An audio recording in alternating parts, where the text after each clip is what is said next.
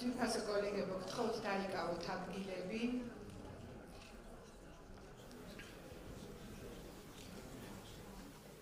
დიდი მადლობა.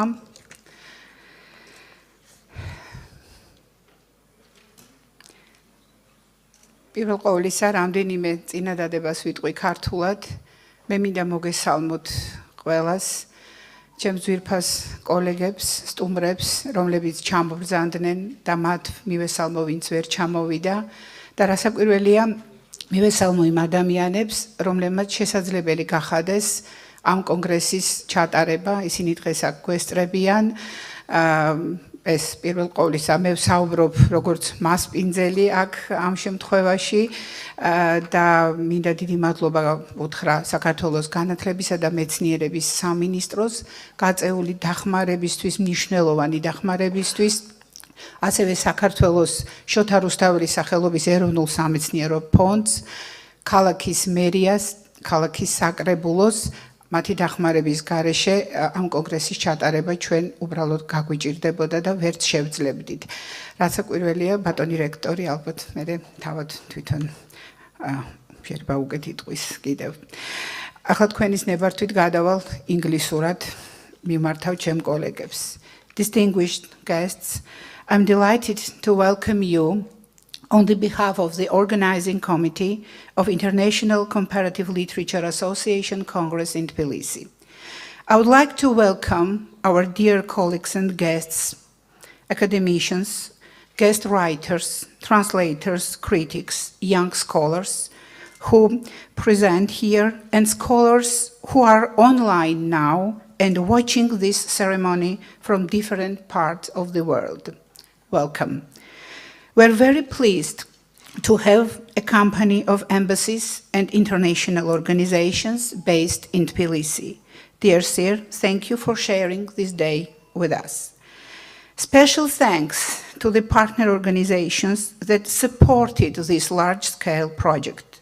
The Ministry of Education and Science of Georgia for its significant contribution to the organization of the Congress, awarding our institution with very important infrastructural grant and supporting us in all activities.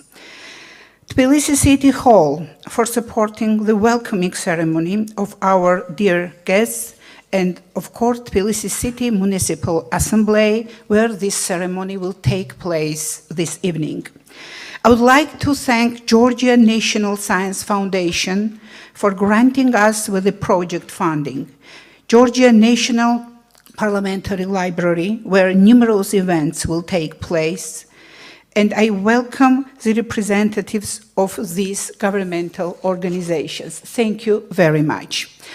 Also, our thanks to the Ministry of Culture, Sports and Youth of Georgia, the Union of Museums, Ilya Chavchavadze State Museum in Saguramo, Georgian Tourism Administration, Georgian French Institute, and all other organizations involved in the Congress building process. Thank you for this support. On the end, I must pay tribute to the hosts and co-hosts of the Congress. International Comparative Literature Association, chaired by Professor Sandra Berman. International Comparative Literature Association of Georgia, not international yet, but Georgian Comparative Literature Association. Also Shota Rustaveli Institute of Georgian Literature, and of course Ivane Javahishvili Tbilisi State University, chaired by Rector Professor Georgi Shervashidze, cooperation with whom has been incredibly helpful. Thank you very much. Thank you all. And now it is my great pleasure to give the floor to Professor Sandra Berman, but before I will introduce her short bio. May I, Sandra? Very shortly.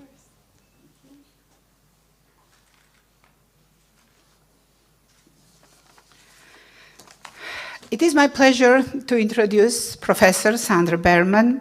She is a Codson Professor in the Humanities and Professor of Comparative Literature at Princeton University. In addition, to articles and reviews in scholarly journals. She is author of the Sonnet over Time, Studies in the Sonnet of Petrarch, Shakespeare, and Baudelaire, translator of Manzoni's On the Historical Novel, co-editor of Nation, Language, and the Ethics of Translation, and of a companion to translation studies. Her current project focuses on lyric poetry, translation studies, migration, and literature, and new directions in comparative literature. In addition to her teaching and writing, Professor Berman has taken a great interest in extending literary research internationally.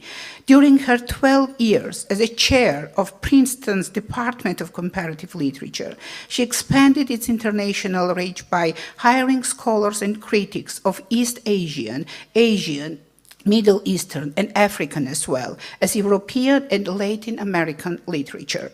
She co-founded Princeton's program in translation and intercultural communication in 2007 and led the president's working group to create the Bridge Year program, which sends students on a year's service and learning in 1 or 7 locations abroad prior to beginning their studies at Princeton.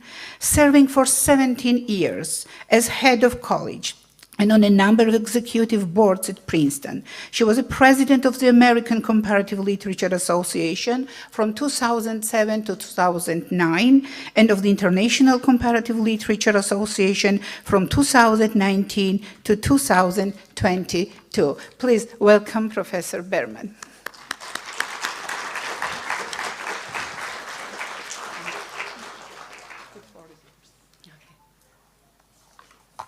Well, thank you, Irma, for your very kind and generous words. And my greetings to all of you. First, though, let me mention the rector of Tbilisi State University, Georgi Shavardzidze, to also the Georgi Temeladze, who is the Tbilisi City Council chairman, to the director of the National Science Foundation, Shaba Shamusya. Greetings to you all. It's a true honor and a privilege to be speaking here today, representing the ICLA in such very distinguished company. And please forgive my pronunciation. I don't mind if you laugh. I am very sorry I can't speak it more clearly and better. I've not yet learned much Georgian. But let me begin my welcome speech by confirming the great pleasure I feel in being here in Tbilisi, such a culturally, historically, and literarily rich city, a place, to quote Dato, where Europe and Asia, past and present, meet. And let me also say the deep gratitude I feel to all who have worked to create this Congress that draws so many of us to this site, whether we are attending online, hello everyone online, or in person. This is the 23rd ICLA Congress. It's in Tbilisi, and so it is clearly co-organized by the International Comparative Literature Association, but as is always the case, most of the practical organization of the Congress is actually accomplished by colleagues on the Congress site. And in this case, organizational aspects of the Congress were led by Professor Irma Ratiani with colleagues Tatya Obuladze and Maka Elbakidze and a host of others.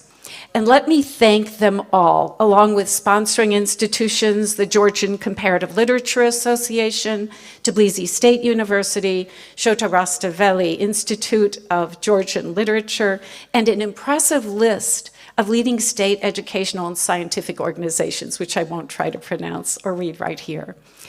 But let me also take the opportunity to say publicly some thanks to ICLA's extraordinary Congress liaison, Anne Tomish, also to Lucia Boldrini and other ICLA program committee members that include Paolo Horta, Yang Huilin, Evie Ramakrishnan, Marcio Seligman Silva, and I would add to this list William Spurland, who made a major contribution to the Congress by organizing a lot of the early career events. So we're especially grateful to all of these actors in Tbilisi and in the ICLA. The evident richness of the Congress program entitled Reimagining Literatures of the World, Global and Local, Mainstreams and Margins, with its various special sessions, keynote speakers, invited writers, and individual papers will all advance our knowledge in the field, bringing new voices, new perspectives, and new cultural encounters. In itself, the Congress will, I know, be a very significant and memorable event. But there are at least 3 additional reasons that this 23rd Congress is an especially significant one for us. First, the geographic site of the Congress. Secondly, its innovative format and the story behind it. And third, the warm, resourceful collegiality of our Tbilisi colleagues. All have earned it a special place in ICLA history. So let me say just a few words about each of these.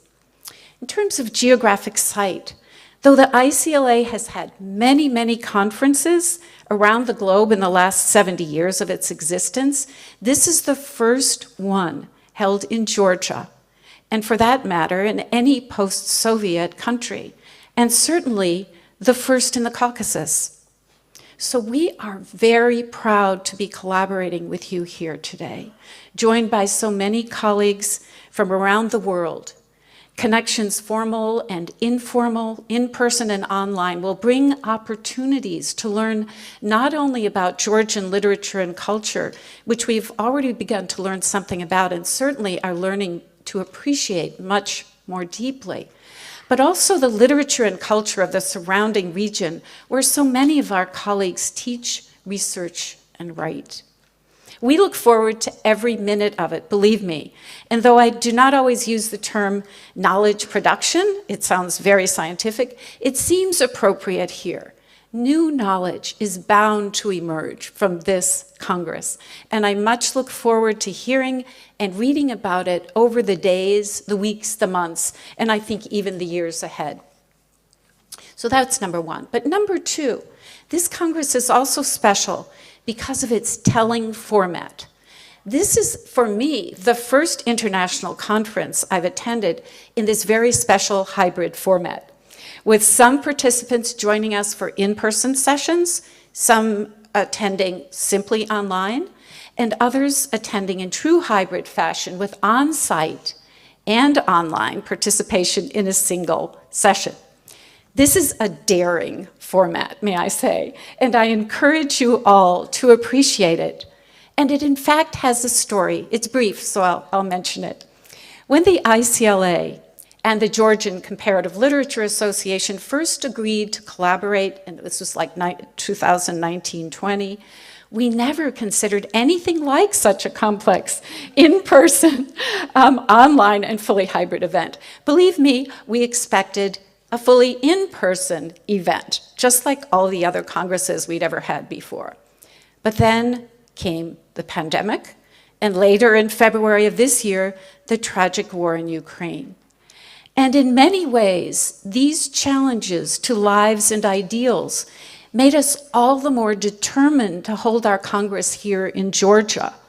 As an organization created soon after World War II and dedicated to the peaceful study of literature, the ICLA has been and continues to be devastated by the war in Ukraine and eager to stand by colleagues and students there and in countries nearby, including Georgia.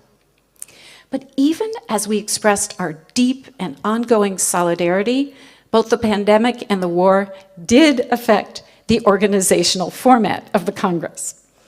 Knowing that many, if not most, ICLA members and colleagues outside the Georgian region might be unable or simply reluctant to travel here, an online mode soon seemed essential. And we discussed at some length the possibility of holding an entirely online conference, knowing that the hygienic conditions of the pandemic and the geopolitical context made the situation unstable. It was hard to predict. And we did discuss the safety of all members. Yet we were also aware that the Georgian colleagues wanted to maintain a clear in-person component, and we fully understood that. It was decided that we would go ahead with a hybrid Congress so that all colleagues who wanted to attend in person could do so. And while we also made clear in our little advisory, which some of you may have seen on the website, that the ICLA was not putting any pressure on any of its members to attend in person. They could attend online. That was fine. The decision would be strictly individual. So thirdly, if this Congress format and its site were clearly significant for us, there's a third and deeply human element that I want to underscore that made all this decision-making and discussion between the ICLA and the Tbilisi group possible, and that is the extraordinary collegiality and resourcefulness of our Georgian colleagues.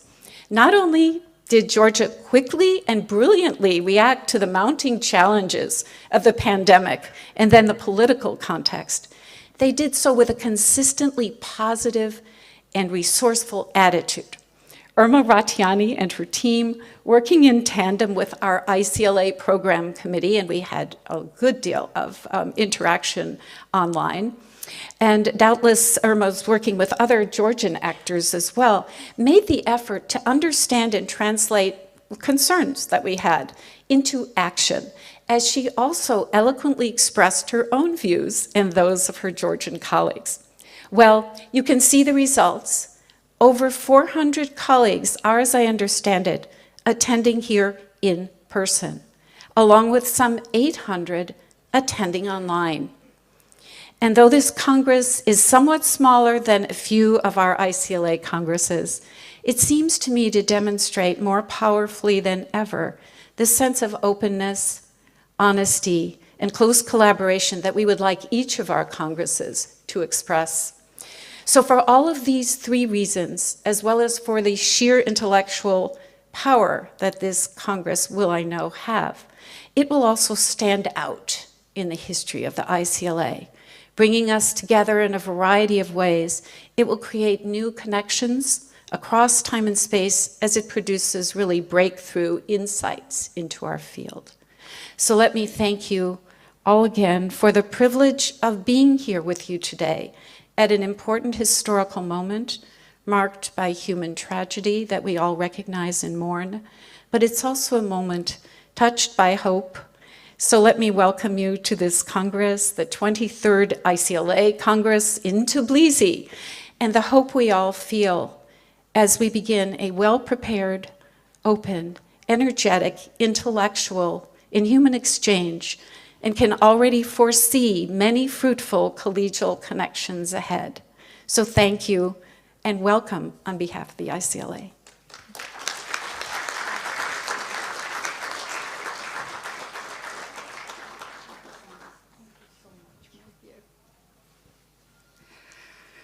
Well, thank you, Sandra. Thank you very much. And I want to join you and also to thank all our dear colleagues in ICLA who are now unfortunately online, vice presidents, program committee, financial committee. Thank you guys so much, because if not your help, it could not just happen. Thank you. I can't see you, but I'm just thanking you.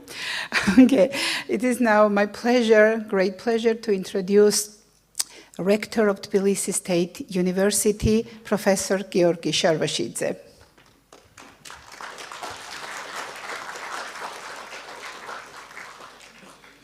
Thank you, Irma, and it's my pleasure to welcome you all on behalf of academic community of Tbilisi State University. And it's my special pleasure to be here because it's, as Professor Berman already mentioned, it's a first time in our region, in post-Soviet countries, in Georgia, in Tbilisi, this event is happening now.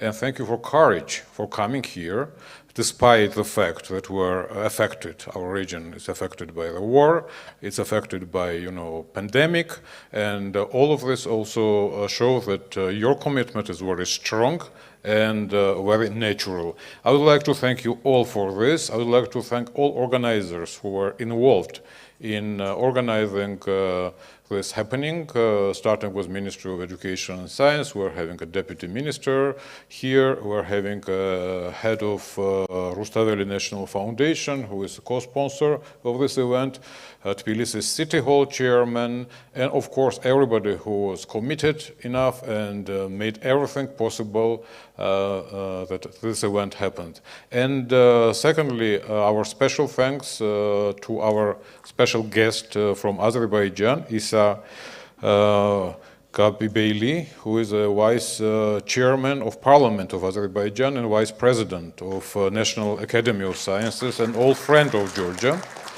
I would like to welcome him especially. And I would like also to mention that the topic of this Congress is also worth noting, rethinking world literature, global and local, central and marginal directions. It's a very excellent point to discuss, and I'm sure that you'll have a lot of opportunities to start discussion on that. Tbilisi State University was created 104 years ago, and one of the first things that our founding fathers did, they created a special unit on literature, and especially paying attention to literature and languages of small and disappearing languages of Caucasus and literatures of our neighborhood.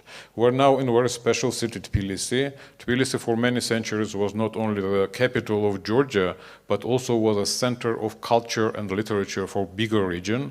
And that was probably the place where the literary processes were held in Caucasus.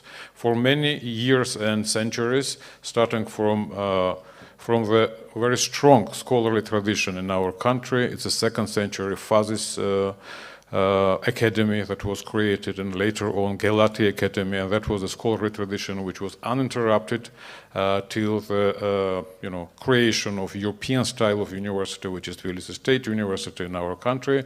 We had an opportunity to really nurture our literature, and first monument of Georgian literature, which was of 5th century, and that's a very interesting beginning for our literary tradition, starting with this tradition of Jakub Turtavelli till now with postmodernism. We had a connection with world processes in literature, with civilization, be it Eastern or Western. And there was a very interesting crossroad of civilizations and cultures where Georgia is located, and it was really a center and for many literatures to be born here. As we are in a city, Tbilisi, I would recall 18th century, earlier 18th century, and a very interesting poet, Sayat Nova, was born in the city, and he was writing his great poems in 3 languages, in Georgian, in Armenian, and in Azeri. Ethnically he was Armenian, but he was creating his poems in 3 languages. Thus, this is a good illustration that tolerance and multiculturalism in this part of the world was extremely open to other cultures, to other beliefs, to other religions. And secondly, the founders of contemporary Azerbaijani literature, Mirza Fatali Akhundov, actually he's buried in Tbilisi and in the Azeri cemetery here, as well as one of the founders of and very prominent drama writer Gabriel Sundukian, Armenian, who's also buried in Tbilisi on Armenian cemetery, and that's exactly the multinational nature of literary processes that were ongoing in this part of the world. The same, I would like to mention also one very briefly that when I was talking about the place of literature in our lives and how poetry, writing is affecting our part of the world, all the time was referring to 2 things, and in the last years we had 2 great opportunities to show what really Georgian literature means and open it up for the rest of the world, because we're a small country, we're a small nation, and we have a very small language that is spoken for many centuries, but still it's not comparable to bigger languages of the world. And we had two opportunities in 2018. Georgia has a status of special guest on Frankfurt Buchmesse, book festival, and that was probably the biggest opening of Georgian contemporary literature as well to the rest of the world, and a lot of translations to different languages, predominantly German in this particular case, but also in English, were done. And secondly, by decision of UNESCO, Tbilisi became a world book capital in 2021 till 2022. We enjoyed 9 months of being a world capital of book, and that means that a lot of processes are ongoing in our country, in our city.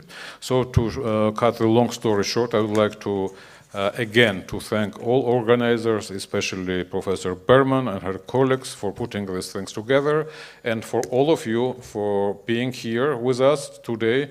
And as we're saying in Georgia, in Tbilisi, if you're coming first time into Tbilisi, you will come back again. So many happy returns to you.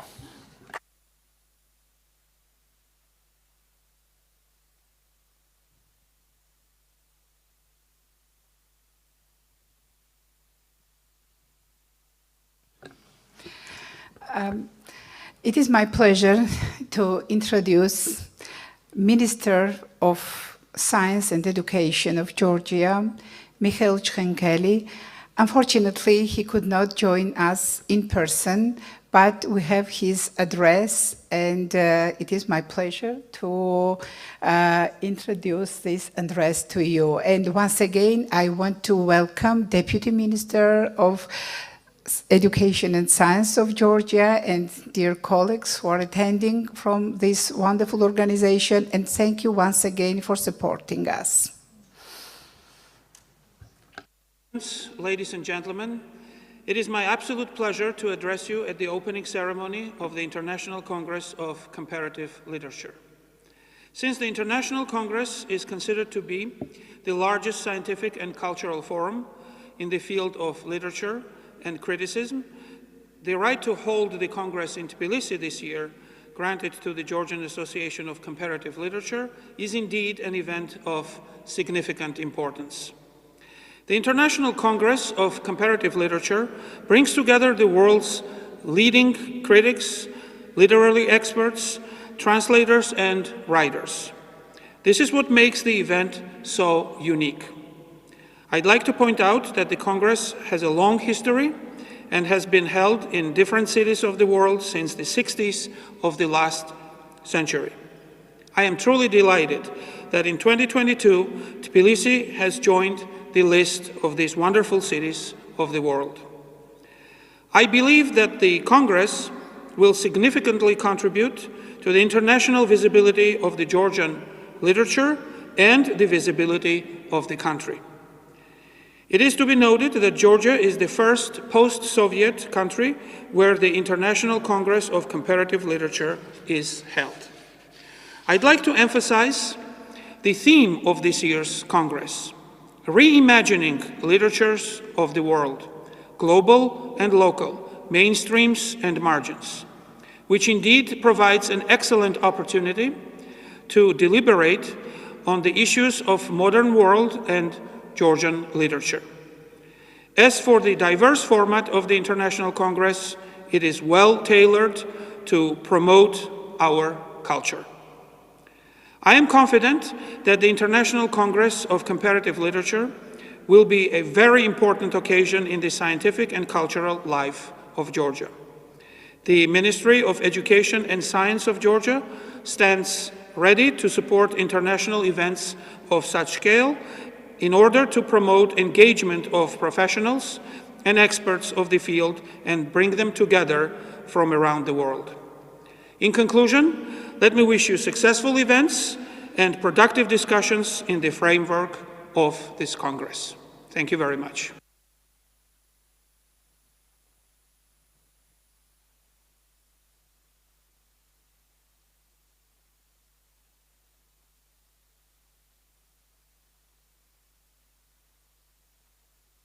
Well, thank you very much. It is now my great pleasure to present the chairman of Tbilisi City Municipal Assembly, Patoni Georgi Tremaladze.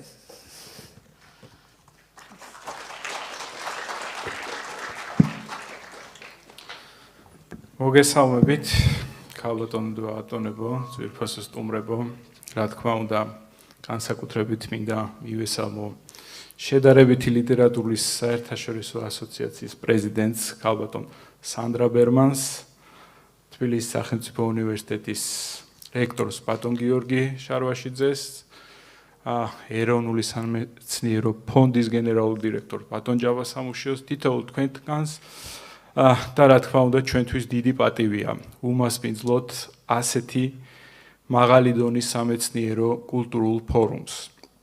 მოხარულები ვართ, რომ ჩვენ დედაქალაქში ჩატარებული კონგრესი გააერთიანებს თანამედროვე ავტორებს ლიტერატურასა და მომიჯნავე დარგებში მოღვაწე დელეგატებსა და მომხსენებლებს მსოფლიოს წამყვანი უნივერსიტეტებიდან.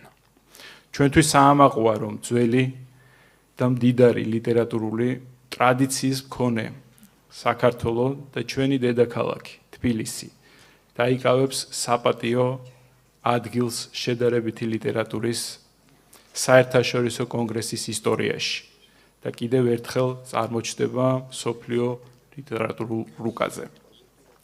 მცირერიცხოვანი ერების ლიტერატურის უკეთ გაცნობისთვის ძალიან მნიშვნელოვანია ასეთი მასშტაბური აკადემიურ კონგრესებში მონაწილეობა და მსოფლიო ლიტერატურულ დიალოგში ჩართულობა.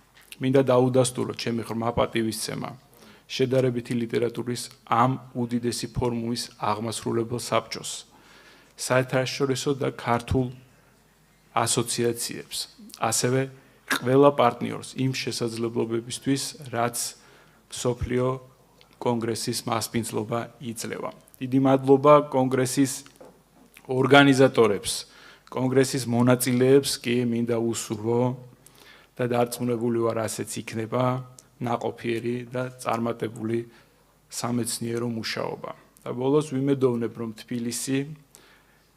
თბილისში გამართული კონგრესი აუცილებლად გამორჩეული იქნება დელეგატებისთვის და წინამორბედ მასპინძელ ქალაქებში ჩატარებული კონგრესის ჩატარებულის გვერდით დაიკავებს ძალიან თვალსაჩინო ღირსეულ ადგილს. ძალიან დიდი მადლობა ყველას ორგანიზატორებს, მადლობა გილოცავთ.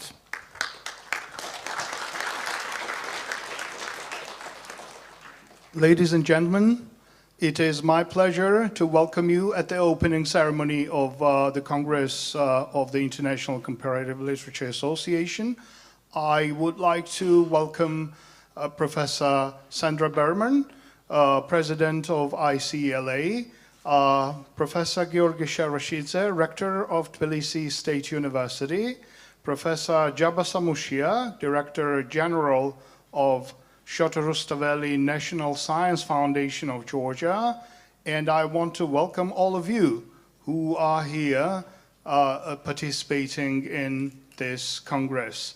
We are greatly honored to have this opportunity to host this such a high-level academic forum in Georgia, in our capital, and for this country, Georgia, with its ancient and literary traditions, and Tbilisi, our capital, it is a great opportunity to be enrolled in the list of hosts of this Congress, and once again to appear in the global map of literature, global literary map. In order to get better familiarized with literatures of smaller nations, it is very important to participate in such high-level academic congresses and to be involved in the global literary dialogue. I want to thank all the participating organizations who made this Congress possible. I want to gratefully acknowledge the International Comparative Literature Association, the Executive Board, International and Georgian Academic Associations, as well as all the partners who did their best to make this Congress possible. And finally, once again, I hope that Tbilisi will occupy a dignified place in the list of the host cities of the ICLA congresses. Thank you once again. Thank you very much. Thank you. It was amazing. Thank you. And now I would like to invite the General Director of Georgia National Science Foundation, named after Shotaru Staveli, Batoni Jaba Samushia. Please, Jaba.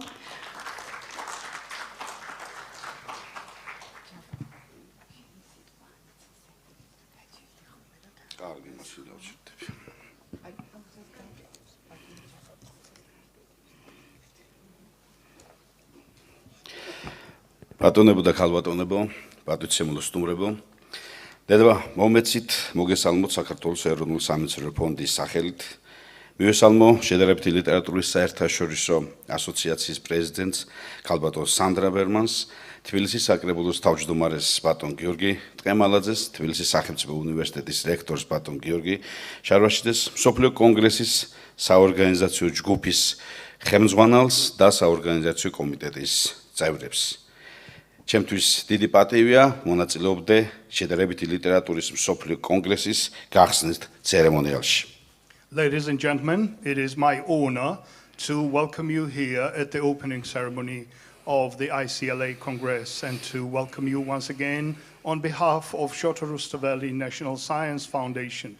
Of course, I would like to welcome Professor Sandra Berman, President of ICLA, Professor Georgi Shervashidze, Rector of Tbilisi State University, Mr. Georgi Tqemaladze, President of Tbilisi City Assembly, the organizing team of the Congress, all those who had a finger in a pie in the organizing process, and all of you. And again, it is a privilege for me to be here at the opening ceremony of the ICLA Congress in Tbilisi. რუსტაველის ფონდისთვის ასევე განსაკუთრებით სამაყვა ის ფაქტი, რომ ამ მნიშვნელოვანი სამეცნიერო ფორუმის ერთ-ერთი მხარდაჭერია. 2022 წლის მსოფლიო კონგრესის თემა მსოფლიო ლიტერატურის გადააზრება, გლობალური და ლოკალური, ცენტრალური და მარგინალური მიმართულებები, რაც მოიცავს უპირველესად მცირერიცხოვანი ენების ლიტერატურის როლისა და ადგილის განსაზღვრას globalizācijas epokashi. We, Shotaru Staveli National Science Foundation, are greatly honored to be among the supporters of this Congress. As for the theme of this year's Congress, Reimagining Literatures of the World, Global and Local, Mainstream and Margins, it is a very important theme because it is targeted to reimagining values of and relevance of literatures of smaller nations and their comparison with other traditions. ამ რთული გამოწვევების ჟამს ზოგადად ჰუმანიტარული მეცნიერების ვალია ნაციონალური თვითმყოფობის შენარჩუნების საქმეში თავისი წვრილი შეიტანოს. ეროვნული ლიტერატურის განვითარება კი ამ ყოველივეს ლიბოა და საფუძველი. როდესაც საუბრობთ მსოფლიო ლიტერატურაზე, რა თქმა უნდა, ჩვენ გულისხმობთ ნაციონალური მწერლობების ერთობლიობას. სწორედ ნაციონალურ დონეზე იქნება ის შედევრები, რომელიც მსოფლიო საგანძურის ნაწილი ხდება და ჩვენი ცივილიზაციის სახეს წარმოადგენს. Of course, in this difficult period of more and more difficult challenges, it is very important to have a look on languages and literatures of smaller nations. One of our aims is to take care and study of those literatures and with respect to self-identification of smaller nations. And when we speak about world literature, it is a conglomeration of local literatures, of course. And when we speak about masterpieces, literary masterpieces, those masterpieces are created within respective national literatures. საქართველოს ყოველთვის ჰქონდა პრობლემა არ დაჩრდილულიყო ანტიკური ეპოქის რომაულ ბერძნულ ან ბიზანტიურ ან არადა არაბულ სპარსული ლიტერატურის მძლავრი ნაკადებისგან. შუა საუკუნეების ქართველ მოაზროვნეებს ამ დიდი კულტურებთან პაექრობის არ შეშინებიათ, ათონური თუნდაც გავიხსენოთ ათონური სკოლა, არა მხოლოდ სალიტერატურო ენაზე ზრუნავდა, არამედ ქმნიდა ახალ ტერმინებს, ახალ სიტყვებს. სწორედ მოაზროვნე ქართველ ლიტერატორთა წიაღში იშვა ახალი სიტყვა საქართველო. ამ ერთმა სიტყვამ გააერთიანა როგორც ქვეყანა, ასევე შეითვისა საოცარი საკლარული, პოლიტიკური და ეთნოფსიქოლოგიური მნიშვნელობა. სწორედ ამაშია ძალა ენისა და ლიტერატურისა. Georgia has always faced the problem not to be shadowed by powerful literary traditions such as Greek, Roman, Arabo-Persian, and present-day ones. However, Georgian literary traditions and Georgian thinkers did their best to produce best production. For instance, we can name the Atonite school, where scholars took care not only of the Georgian language, but they also made translations, coined new terms, and hence greatly contributed to Georgian literature. And in this epoch, we still try to be on par with the global processes. საქართველოს წინაშე კიდევ ერთი გამოწვევაცაა. იზრუნოს აფხაზური და ოსური ენებისა და ლიტერატურის განვითარებაზე. დღეს ეს ტერიტორიები ოკუპირებულია რუსეთის მიერ, თუმცა ქართული სახელმწიფო კვლავინდებურად ცდილობს ამ ენების განვითარებაში თავისი წვრილი შეტანას. აფხაზურსა და ეგრეთ წოდებულ სამხრეთ ოსეთში, შიდა ქართლში დღეს მწვავედ დგას სკოლებში აფხაზურისა და ოსურის სწავლების საკითხები. რუსულ ოკუპაციამდე მარტო სამხრეთ ოსეთში 10-ჯერ მეტი წიგნი იბეჭდებოდა, ძირითადად რა თქმა უნდა მხატვრული ლიტერატურა, ვიდრე ეს ხდებოდა ოსების ისტორიულ სამშობლოში, რუსეთის ფედერაციის შემოვალ ჩრდილოეთ ოსეთში. The Georgian state has one more challenge. This is to take care of the Abkhazian and Ossetian languages and literatures.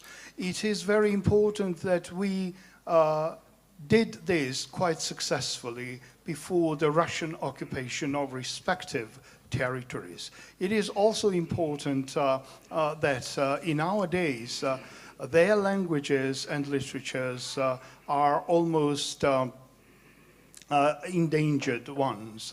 I want to draw an example from the period prior to the occupation when 10 times more literature was published in Shida Kartli, that is so-called South Ossetia, than to their historical homeland in North Ossetia, that is Russian Federation. But today, things have gone worse and worse. რუსთაველის ეროვნულ სამეცნიერო ფონდი უკვე რამდენიმე წელი აქტიურად ახორციელებს მიზნობრივ საგრანტო პროექტებს, რომელთა მიზანია აფხაზურისა და ოსური ენისა და ლიტერატურის განვითარება. რამდენიმე დღეში გამოცხადდება ახალი კონკურსი ქართული და აფხაზური ენების, როგორც სახელმწიფო ენების მხარდაჭერასთან დაკავშირებით. მე კიდევ ერთხელ მინდა გამოვხატო ჩემი პატივისცემა დამსწრე საზოგადოების მიმართ, კონგრესის მონაწილეების მიმართ და უსაუბრო საერთაშორისო კონგრესს ნაყოფიერი მუშაობა. დიდი მადლობა. We, the Rustaveli Science Foundation, support academic work on the occupied related to occupied territories and respective languages, that is Abkhazian and Ossetian. Soon we will be publishing a new competition on preservation and the relationship of the Abkhazian and Georgian languages. And this is how we try to support their languages and literature. And finally, once again, I want to welcome you here in Tbilisi, and I want to welcome all the participants of the Congress and wish you all the success. Thank you for your attention. Thank you.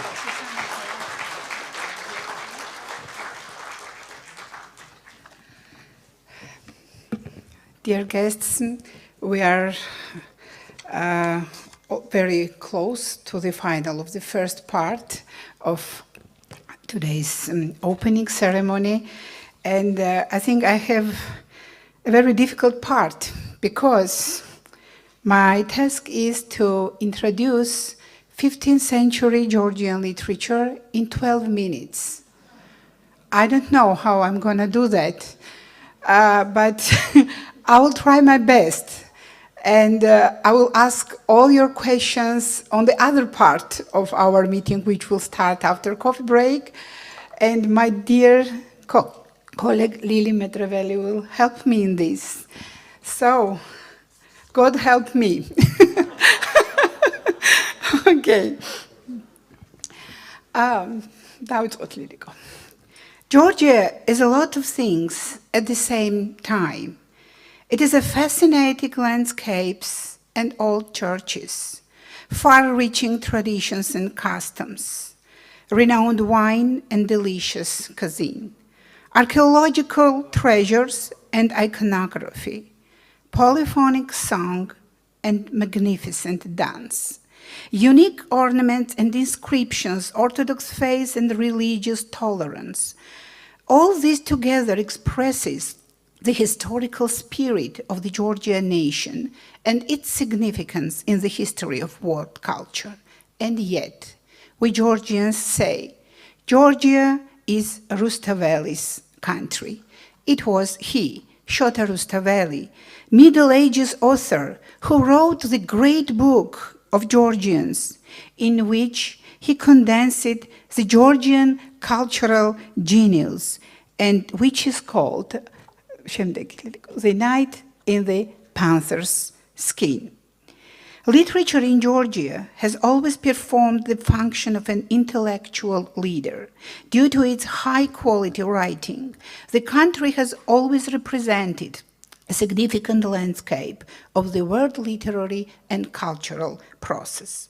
The Georgian alphabet is very old and is among the world's 14 alphabets. In 2016, UNESCO added Georgian alphabet to the list of intangible cultural heritage of humanity.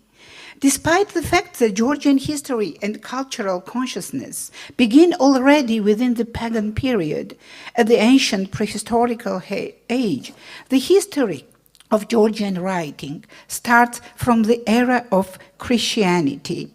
From 4th century, the first literary piece, The Life of Saint Nino, is dated back almost to the same period. Due to the fast spreading of the Christianity in the early medieval period, Georgia was already included in the European net of Christian writing. All branches of Christian spiritual literature were presented, starting from 6th, 7th, 8th rivalry with the Byzantine culture was an evident tendency and became more obvious from 10th century. Exactly in this period, in Greece, on the Mount Athos, Georgian monastery, Ivironi, was established. In 10th, 11th centuries, Georgian monks transformed the monastery into a theological center of Georgian bibliophiles. Moreover, the activities soon were spread to Antiochia and Bulgaria and Georgia itself, where the oldest academy of Gelati was established. Despite the attempt of already increasing Eastern empires, Georgia was politically and economically bound with Western European civilization, and Georgian culture and literature naturally was developing in the frame of the Western European tradition. In 11th-12th centuries, Georgia was politically very powerful. The country was ruled by strong monarchs. On the edge of 12th and 13th centuries, the king of Georgia becomes the lady, and her name is Tamar. It was a golden era for Georgia and the heyday of fame for Georgian culture and literature as well. Exactly at this period, The Knight in the Panther's Skin was created by Shota Rustaveli and was dedicated to Tamar. Apart from its aesthetic, philosophical, and worldview depths, it is the first text in Georgian literature as well as in European that reflects the clashing of two big universities, huge universities, the West and the East. The Western principles are revealed in the Christian worldview of the text, in the way of thinking of the author, and in its genre, of course. The text corresponds to the genre of the chivalry romance. However, 12th century is already a period of strengthening of the influence of Eastern culture and literature in the European part of Caucasus, and Rustaveli regards obvious favor the Oriental poetic motives. However, I want to pay your attention that the meeting of West and the East is always of dialogue type, with a permanent condition of overcoming resistance. A Georgian literature, as well as the country itself, constantly exists on the border of inner necessity and external determination. Unfortunately, Georgian literature and culture, so well shaped and prepared, was not fated to join European Renaissance. At this stage of the European literary history, Georgian literature was separated from the Western European literary process due to these tragic political events, invention of Mongols, soon after Iran, Ottoman armies. And since 1490, Georgia has been officially disassembled. As for literature, it was of period of almost 3 centuries silence. In 1453, the fall of Constantinople and strengthening of the Muslim world changed drastically the geopolitical and geocultural panorama of the New East. Georgia found itself in a different geocultural area where the Eastern poetic themes and motives prevailed. Georgian literature had to move closer to the Eastern area as an historically offered alternative. However, Georgia always was keeping West in her mind. From the 17th century, thanks to the efforts of Georgian kings and politicians, the process of returning of Georgian political and cultural life back within the European frame has been started. The crucial role in this process was played by outstanding Georgian writers, diplomat and priest Sulhan Saba Orbeliani and poet David Guramishvili. Orbeliani's book, A Journey to Europe, became the best reminder for Georgians of their Western roots and history, and soon was followed by some other texts written in a style of European Enlightenment. As for David Guramishvili, he overcame the influence of the Oriental epos and brought back into Georgian literature Christian symbolic. Guramishvili imbued his verse with the aesthetics of beautiful, sublime, great, and widely opened the gates for romanticism in Georgian literature and culture. 19th century started with an increasing political influence of Russian Empire in the region, and particularly in Georgia. The main condition of the Treaty of Georgievs, signed by Georgian and Russian kings, keeping the Georgian throne and the Georgian charge unchanged, was not protected, and from 1801, Russian Empire started the occupation of Georgian territory. On the one hand, Russia enjoyed the privilege of an Orthodox country, and on the other hand, she set Georgia against of non-Christian people in Caucasus, depriving her of the needed political distinctiveness.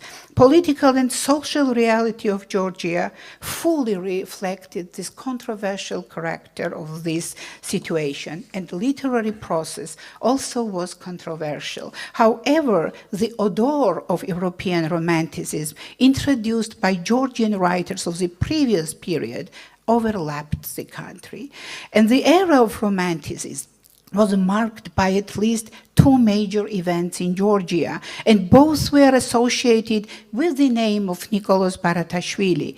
Firstly and foremost, Baratashvili merged Georgian Romanticism with European Romanticism. His poetry was germinated in the depths of the best traditions of European Romanticism, bringing aesthetic principles and themes of European Romanticism in Georgian literature. However, he combined principles of Romanticism with the idea of national self-awareness, which not only reflected one of the major cultural tendencies of European Romanticism, but it also contributed to the awakening of Georgian national dignity and the importance of statehood. Baratashvili tragically died when he was 27. I just want to say that he was so young and so popular and so much in love during all his short life. He adorned with his existence Tbilisi, the city which for that time already was a city of multiple faces, inhabited by people of different religious belief and social groups. He was a part of Tbilisian Bohemian life. Baratashvili's immediate successor was Ilia Chavchavadze, the leader of a new political and public movement started from 1860s in Georgia. Besides his crucial role in the political and social life of Georgia, he brought the principles of critical realism in Georgian literature. He contributed the Europeanization of Georgian political thought and social order, spreaded a new banking and educational reform. However, he also was a man who led the principles of critical realism in our literature. Despite the fact that Georgian critical realism was very well acquainted with the main themes of European critical realism as well as of Russian, again and again, but the idea of national dignity and political independence remains the main idea of Georgian critical realism. Ourselves must belong to us. It was the slogan which was offered by Ilia Chavchavadze and which remains the main slogan for Georgians until today.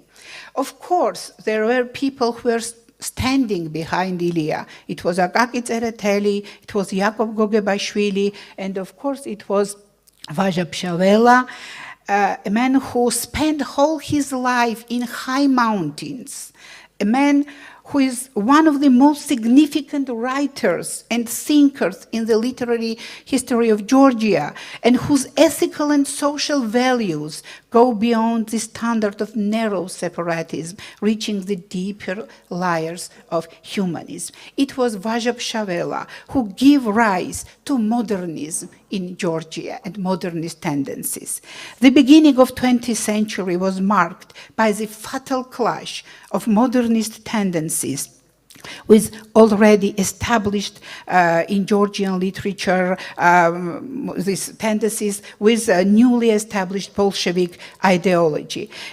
Bolshevik Revolution, which reached Georgia in 1921, put the end to the 3-year independence of Republic of Georgia, and the biggest achievement of independent Georgia was the opening and establishment of the first state university, Ivane Javahishvili Tbilisi State University, which is hosting this Congress today. If we bear in mind the inherent aspiration of literature to intellectual and representative freedom, we may form a clear idea of the contradiction that arises in conditions of a totalitarian regime between the artistic text and the cultural context. The idea of the integrity of culture suffered degradation in that time. Subordination of culture to the taste and necessity of masses caused the decline of general cultural process. The young Soviet government was glorifying the obedient and punishing the disobedient. Who is not with us, he is against us. It was a slogan. It is my duty today to recall those prominent Georgian authors who went through the hell of threats, fear, exile, arrest, torture, murder, suicide, sacrificing themselves in the name of their dignity and their art. Poets and writers who established and flourished Georgian modernism and symbolism. Tizian Tabidze, executed. Paolo Iashvili, committed suicide. Valerian Gaprindashvili, executed. Grigol Robakidze, sent to the exile. This wing of literature, which rejected socialist realism, was based upon the progressive Western spirit and modernist philosophy. However, the synthesis of the traditional national values with the Western tendencies was observable almost in every direction. In 1937, Mikhail Javakhishvili was executed, author of greatest Georgian book written in 20th century, Jakos Disposes. Javakhishvili, he worked on the edge of realism and high modernism. He was considering not only the markedly totalitarian essence of the Georgian reality, but also its tragic outcome, estrangement of personality with the universe. And one more. In 1957, Galaktion Tabidze committed suicide. Reformer and founder of New Georgian Poetry, author of Artistic Flowers, the book which to the present day remains the peak of Georgian national lyrics. After Stalin's death, contemporary Georgian literature was born. All trends in Western writing were especially neorealism and magical realism. Women's writing also gained its strengths, and women's writing led by this lady, Anna Kalandadze. In 1960s and 1970s, a very impressive group of so-called differently minded writers occurred, refusing the principles of socialist realism. In their work, themes were topical for their contemporary world, and European literature came to the foreground. Devaluation of spiritual values, moral crisis of the society caused by failed aims and ideas, acute deficit of intellect, loneliness, estrangement, and searching for oneself. And these worldwide themes were intersecting with the local Georgian problems, such as aspiration towards the representational freedom, searching for the intellectual mechanisms against the Soviet ideology, and struggle for national independence. On the end of 1980s, the country faced the end of Soviet Union and the joy of political independence. Unfortunately, very soon, it was followed by civil war, war in Abkhazia, and other casualties and disorder. This time is marked by the total devaluation of authorities. The method of irony and self-irony is used increasingly. High ideals are replaced by pseudo-ideals. Hence, postmodernism appears as an excellent means, not only for reconstruction of the cultural consciousness being in a path of crisis, but also for overcoming the Soviet canon. Postmodernist discourse is a specific model of representation. It was fully realized in post-Soviet Georgian literature, and women's writing also became more matured. However, in 2008, the war in historical Samachablo, South Ossetia, once again raises the problem of necessity to protest the national identity, national values. As for literature, the war discourse full of pain for occupied by Russia territories and the disrupted historical integrity becomes a significant part of a contemporary Georgian writing. So war discourse is one of the most important lines in our contemporary writing. Anyway, Georgian literature of the post-Soviet period managed to adapt to the new aesthetic principles and take completely new start.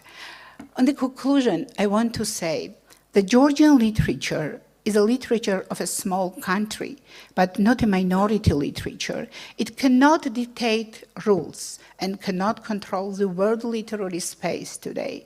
But throughout its 15th century old history, it was eager to be at the center of the global, important, influential literary processes and reflected these processes with a constant awareness of its inner dignity. Thank you very much. Thank you.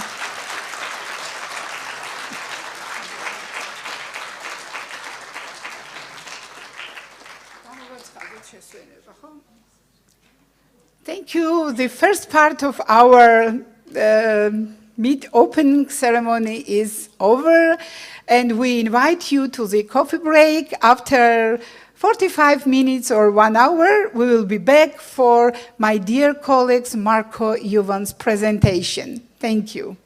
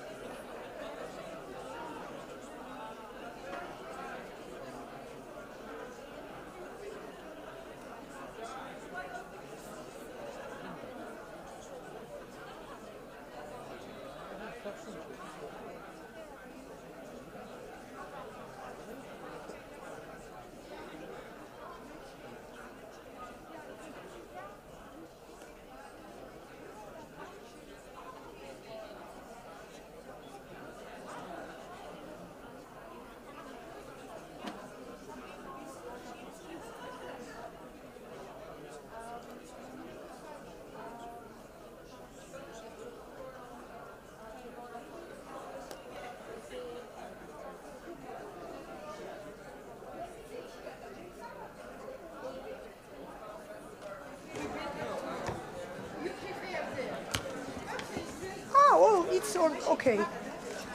კი, ყველაფერს გავამზადებ.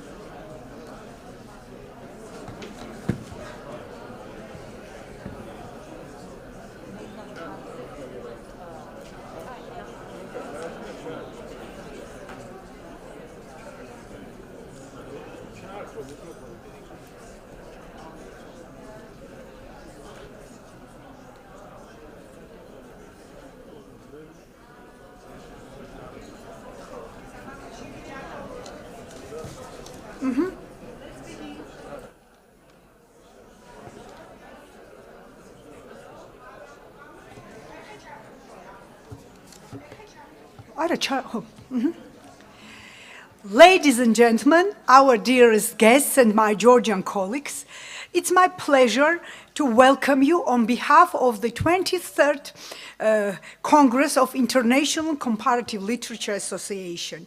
I want to express my great pleasure that despite many hindering factors, the Congress was held and all of you managed to come to Tbilisi. I also want to welcome our colleagues who join us by online. Now, let's move from ceremonial part of the Congress to the academic, and let me introduce our second plenary speaker, Marko Juven. Marko Juven is a literary theorist and comparatist, senior researcher at the Research Center of the Slovenian Academy of Science and Art, Institute of Slovenian Literature and Literary Studies, and professor of Slovenian literature at the University of Ljubljana.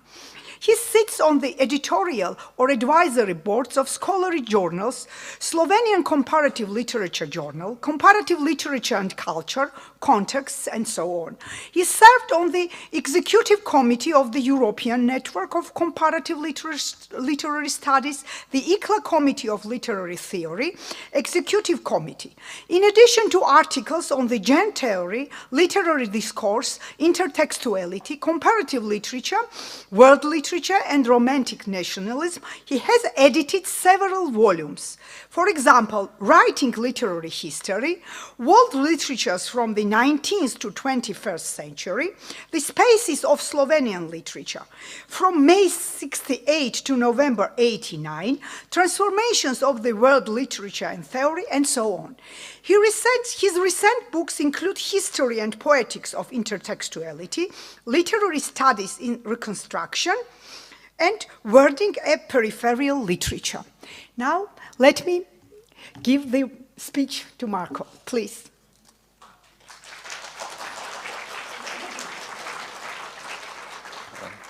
Thank you very much. It is a great honor and responsibility for me to be chosen as a plenary speaker from among such a crowd of distinguished scholars. But I hope that I would not disappoint you, and I modestly think that I may be the right person to address this particular topic. So let's begin. How to think world literature from its edge, a reassessment. Each new theory must raise the elementary question of the definition of its object anew. The same applies to the iterative question, what is world literature? Although Dionis Djurishin raised the question in the 1990s, and David Damrosch did the same in the following decade, only a tentative definition can be distilled from world literature studies. World literature is a system that, through interaction between specific literary fields and through translation, creates channels for the transnational circulation of literary works whose impact becomes embedded in a variety of different literary fields outside their local environments. Recent debates have in some way flattened the concept into a presentist image of global literature in which publishing conglomerates distribute bestsellers or hype authors translated into world languages. However, Goethe's writings in the 1820s and his conversations with Eckermann, followed by Marx and Engels' Communist Manifesto, all envisioned Weltliteratur as an epoch in the making, the hallmark of which seemed to be an intensified, accelerated, and worldwide interaction between languages and literatures. World literature is thus historical, both as a concept and as the reality designated by the concept. The term arose from a particular conjuncture in the interstate structure of the modern world system. It came from the disjointed and semi-peripheral German lands, which felt backward in comparison to the Italian, Spanish, French, and British literatures. It came as an opposite to national literature, another modern idea invented only a few decades earlier. The term world literature refers to a globalizing process that has created a growing system of circulation of texts across languages and countries since about 1800. Because of the Western aesthetic discourse that underpinned this process, traveling works were considered literary, regardless of their origin or primary function. Goethe's economic metaphors are symptomatic, as is Marx and Engels' literal parallel between world literature and the global expansion of the capitalist mode of production.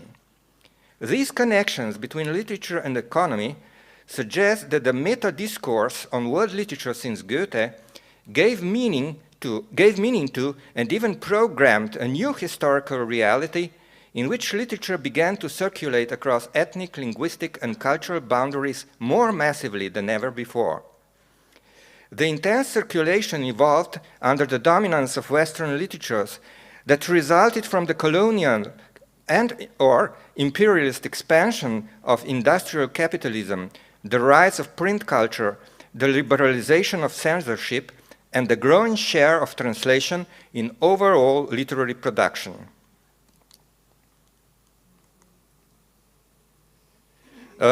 Notwithstanding cross-national flows that currently attract the attention of literary scholars because of their involvement in the globalization debate, the historicity of world literature also includes its latent or manifest canonicity. It embodies the universality of literary value, which can either take the form of an imagined space of works that transcend their particularity, or refer to a hyper-canonical international repertoire recognized as humanity's cultural quintessence. The canonical function of world literature intervened in literary nation-building. Nationalized literatures asserted their individuality by seeking their imagined or actual place in the emerging world literary space, especially in relation to their neighboring, regionally significant, imperial, or globally dominant counterparts. The international hypercanon represented the measure against which individual national movements compared their masterpieces in their quest for recognition. The world literary process entails constant reshaping and divergent inscriptions into individual literary systems, but it also transcends its variation through cultural memory. In addition to Damrosch's criterion for a work of world literature, that is, the work's active presence in foreign literatures, its mnemonic duration is equally important. Hypercanonical works must be remembered worldwide, which presupposes their permanent reproduction in various literary fields, especially the dominant ones, for example, through their successive editions, enduring status as a reference or object of study, and fixed position in curricula. In sum, world literature as a process of cross-linguistic circulation and hyper-canonical cultural memory structure establishes the normative horizon on which the actors of a given literary field perceive their standing in relation to the assumed universality of the literary. At the same time, the selection of fragments of world literature domesticated by translation, adaptation, scholarly commentary, and teaching in each language and literature forms an aesthetically consumable mosaic that represent the incommensurability of otherness. Now about world systems of economy, literature, and translation. According to Immanuel Wallerstein, who inspired Moretti's approach to world literature, the concept of the modern world system designates the capitalist mode of production at the interstate level. Colonialism, imperialism, globalization, and the commodification of culture attest to the system's worldwide expansion. In view of Franco Moretti, the modern literary world system that is something other than pre-modern world literature resembles its economic counterpart in that it is one and unequal. While the centers export what they have produced, translated, or rewritten, the peripheries mainly import this material and combine it with local perspectives and themes, is Moretti's position. In contrast to Pascal Casanova's notion of the aesthetic autonomy of interliterary competition, Moretti draws parallels between global capitalism and transnational literary interaction by emphasizing the latter's dependence on the market. The Warwick Research Collective goes beyond this analogy and declares that world literature is nothing other than the literature of the modern capitalist world system. They argue that capitalism is the substrate of world literature, while modernity constitutes its subject and form. In their view, the literary world system integrates itself into the globalized mode of production. At the same time, works of world literature narrate and respond to the local phenomena imposed by what Frederick Jameson characterizes as the singular modernity of capitalism.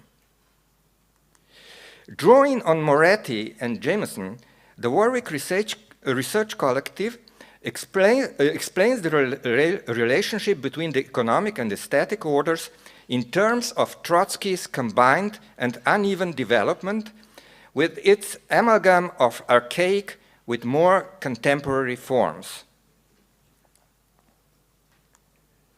Ultimately, the unevenness of development is not an accidental literary feature, but the essential tendency of the world system in its endless accumulation of surplus value. Thus, the seemingly aesthetic difference between the modern, original, and influential literatures of the global metropolises and the archaic, belated, or receptive peripheries results from sociopolitical, economic, and institutional inequality. What makes a particular literary system central is not its aesthetic superiority or innovation. According to Moretti, Casanova, and authors of the volume Institutions of World Literature, its dominance results from its prosperous cultural infrastructure, a mass of available literary producers and consumers, the international use of its language, and its universally recognized tradition. Moreover, such materialization of cultural power have been converted from the economic and political forms of capital, to use Bourdieu's terminology. As a rule, the communities hosting the centers of the literary world system are or were empires. The concentration of capital fostered their economic expansion, accelerated development, and innovative breakthroughs. Thus were born the metropolises, the nodes of global intellectual circulation and social networking.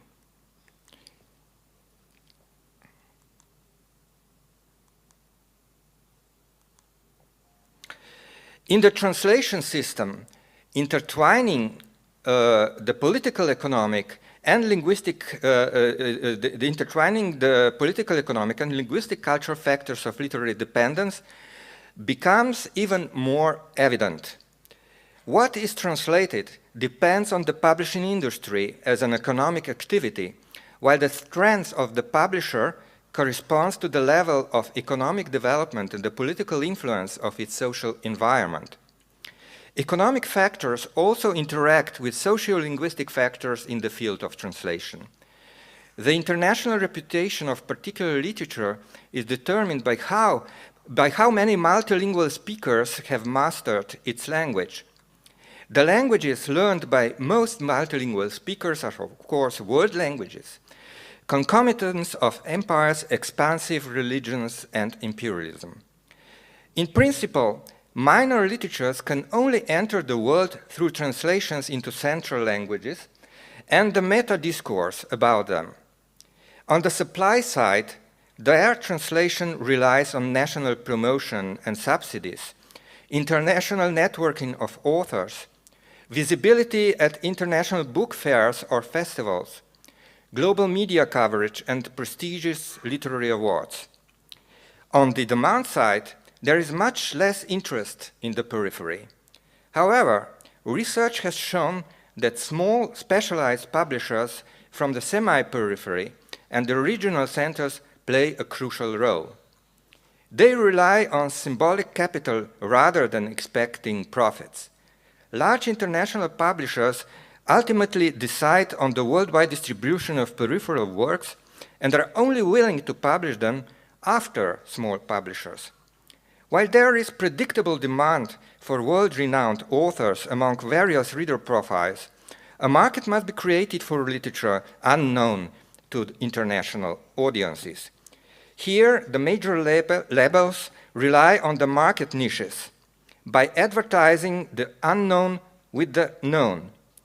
Thus, an internationally unknown author is popped with the luminaries of the world. For example, author A as a Slovenian Kundera, they are stylistically classified, work B as a contribution to post-Yugoslav literature, or work C as a Slovenian example of Nordic crime fiction, and placed in the context of hot media theme, for example, work D as a testimony to the Balkan Wars. Now the question appears, there is no alternative, or is there? Recognizing inequalities within the world's literary and translation system has caused anxiety. Criticism comes mainly from the intellectual perspective that attempts to think and speak for the dominated. Adherents of post-colonialism have accused Casanova and Moretti that their opposition between the center and periphery territorializes interliterary relations, reducing them to market and diffusionism. As a consequence of this notorious dichotomy, dependent milieus would be condemned to belated imitation and deprived of authenticity. Critical voices have also been raised against Damrosch's vision of world literature. His notion of the experience of the foreign text, in which aesthetic readings anesthetizes its political cultural otherness to create a medium for self-reflection, seems to impose Western aesthetic discourse as a universal model of literariness. The radically different social modalities of third world linguistic practices through world literature conform to the notion of literary art and Eurochronology in terms of Appadurai. According to Emily Apter, the hypercanon transforms site-specific texts into fragmentic objects of the aesthetic museum. As an alternative to the center-periphery model, various tendencies appeared, ranging from pluralization and decentralization of world literature to an affirmation of periphery. Pluralism asserts that world literature is always already perspectivized. Different national literatures reproduce different versions of world literature with their translation repertoires and canons. Perspectivism assigns plurality to world literature as a phenomenon and as an idea. Ilya Kliger argues that the concept is geopolitically or semiospherically conditioned and suggests that the theory of the world literary system, with its focus on the Western cultural industry, results from Moretti's location in the United States. Alternatively, Kliger points to a second world, or semi-peripheral view of world literature, such as Yuri Lotman's semiotics, which focuses on the periphery's propensity for innovation. Dionys Jurishin, a pioneer in the theory of world literature, is another example of a view from the margins of the second world. Unlike Casanova or Moretti, Jurishin does not limit interliterary relations to international or economic struggle. Instead, he foregrounds cultural complementarity within the interliterary communities of Central Europe, Slavic nations, the Mediterranean, or the former Yugoslavia. Rather than complaining about lagging behind the center, he emphasizes the irregular and accelerated development of the smaller literatures. As an antidote to influence, he proposes a dialogic notion of creative reception of metropolitan patterns. Such observations allow for a reassessment of the peripheries that might eliminate the trauma of belated imitation. Dominant literatures can reproduce and evolve not only because of their internal center-periphery dynamics, but also because of the influence of peripheral cultural systems. The role of temporary subcenters, according to Thompson, such as Scandinavia or Vienna at the end of the 19th century, as well as the international success of Nordic ballads and sagas, South Slavic folk songs, Japanese haiku, Latin American magical realism, and so on, attest to this fact. In contrast, Casanova, Gisèle Sapiro, Sarah Bruyette, and others insist that the global impact of a peripheral work lies in the hand of metropolitan consecrators. A global city may cheer a contribution from the margins as long as it is considered au courant with metropolitan modernity, while imbued with otherness. Parallel to Western museums, metropolitan repertoires have been renewed by their appropriation of the cultural heritage of the Third World. The attraction of migrant authors and the assimilation of exotic poetics.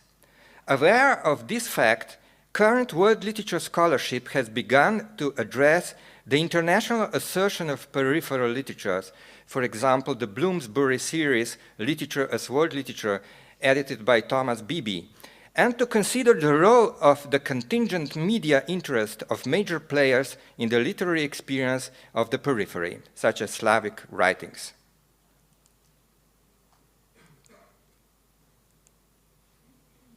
Yes, this I missed.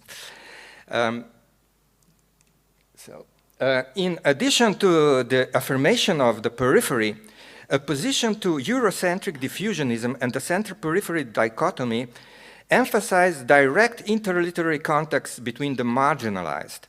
For example, Pier Paolo Frasinelli and David Watson point out that literary traffic between regions around the Indian Ocean also circulates through direct exchanges between the margins.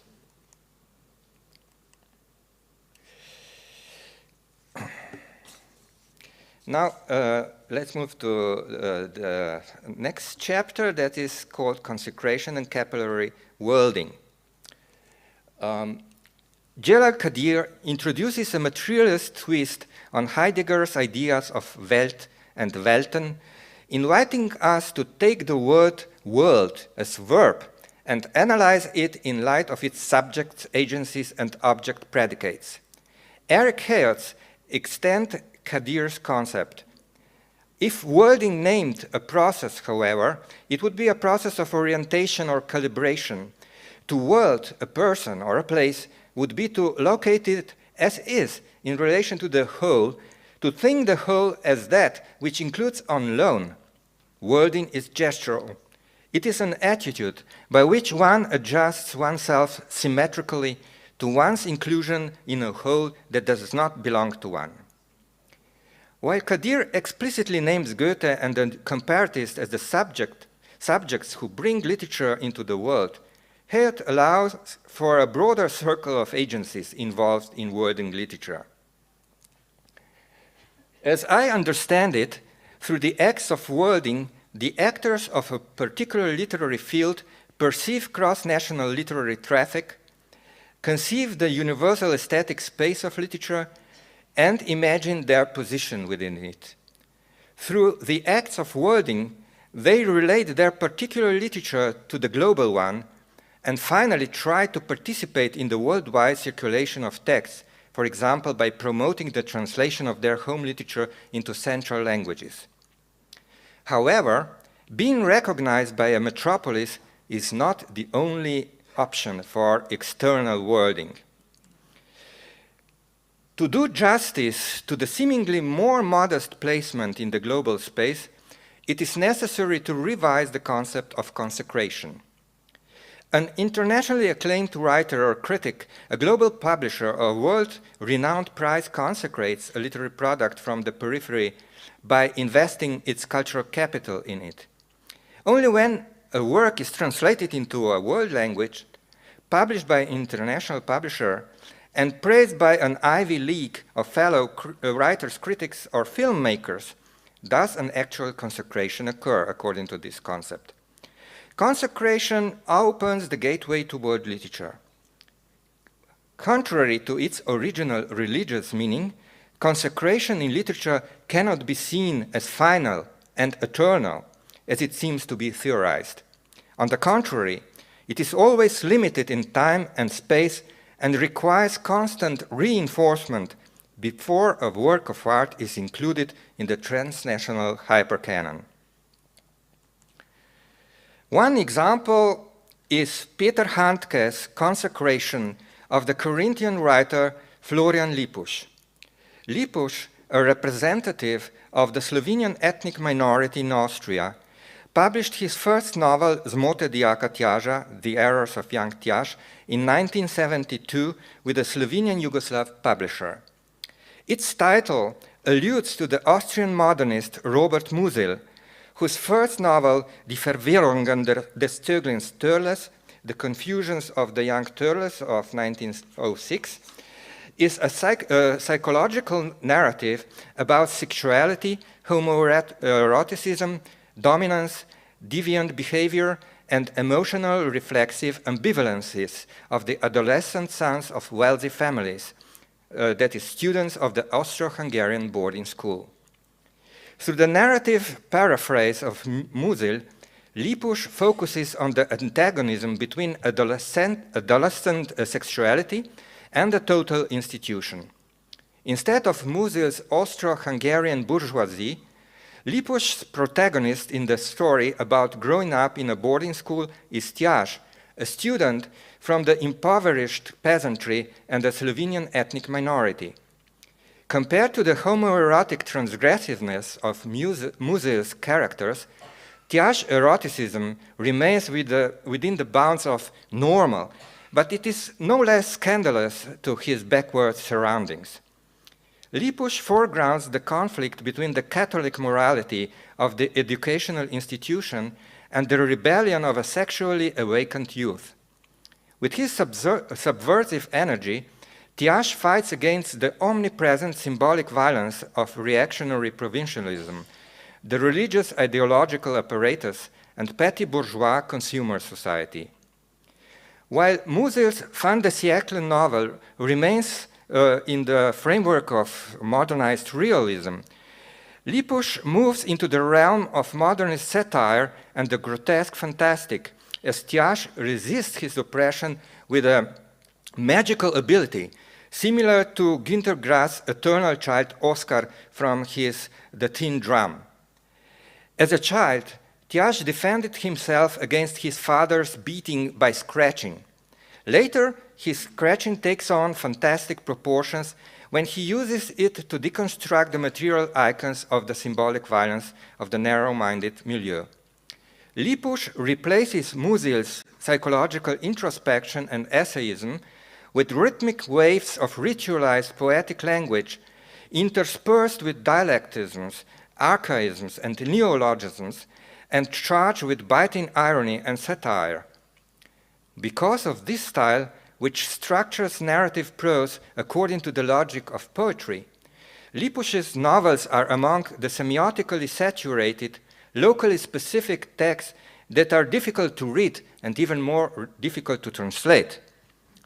And yet it was through a series of non-accidental coincidences that the future Nobel Prize winner Peter Handke, a classic, enfant terrible, and media star of modern German literature, began his systematic study of the Slovenian language precisely by reading the almost unknown Lipus's novel.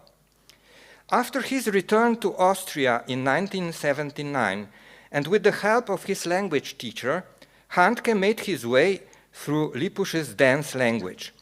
By the end of 1980, he completed the translation while simultaneously working on his original works. According to a contract with the Salzburg Residenzverlag, his complete translation appeared in 1981, entitled Der Zögling Tjaž. A little-known novel by a writer from the Slovenian ethnic edge of Austria, which came under pressure from the German-speaking nationalists in the 1970s, thus reached the German-speaking world through Handke's translation in the Central Austrian and German publishing houses. Surkamp published Tjaž in 1984. Handke, who lived in Paris several times, also helped Lipus publish the French translation entitled L'Élève Tjaž with Gallimard in 1987 in the collection Du Monde Entier. Handke, who paved his way to international fame as a modernist critic of hegemonic conventions with a provocative appearance at the guest reading of the German Group 47 at Princeton University in 1966, thus became the prominent consecrator of Lipus, recognized only in the Slovenian literary establishment. But the peripheral Lipus did not come across the central Handke by chance. In his crisis, Handke set out to explore the history of his own peripherality, to resist what he perceived as the narrow-minded bourgeois mentality prevailing in Austria, like Thomas Bernhard or Elfriede Jelinek did in a very similar way. Born in Carinthia in 1942, not far from Lipus, Handke was on his mother's side of Slovenian descent. He experienced the Slovenian language in his youth and repeatedly recalled his mother as the inspiring source of his stories and dreamy moods. From his 1972 novel, A Sorrow Beyond Dreams, to the Nobel Prize lecture of 2019. Moreover, from the 1986 novel, Die Wiederholung, Repetition, to Immer noch Sturm, Storm Still of 2010, a play about the Slovenian partisan resistance against Nazis, Handke incorporated elements of Slovenian to evoke the minority dimension of his identity. A double trauma shaped Handke's minority identity. On the one hand, National Socialism, which exerted genocidal violence on the Slovenian community in Austrian Carinthia, and the suicide of his mother, who could not adapt to an average environment. Although Handke did not know Lipus personally when he began translating his novel, it later turned out that both experienced the same educational institution, which you see on the picture, the Catholic Humanist Gymnasium Tanzenberg in Carinthia. Lipus studied at this boarding school before Handke, 5 years before, and both were writing in this institution and about it. In his Nobel lecture, Handke is nostalgic about Slovenian, the forgotten mother tongue in the sea of German, the language of his international breakthrough.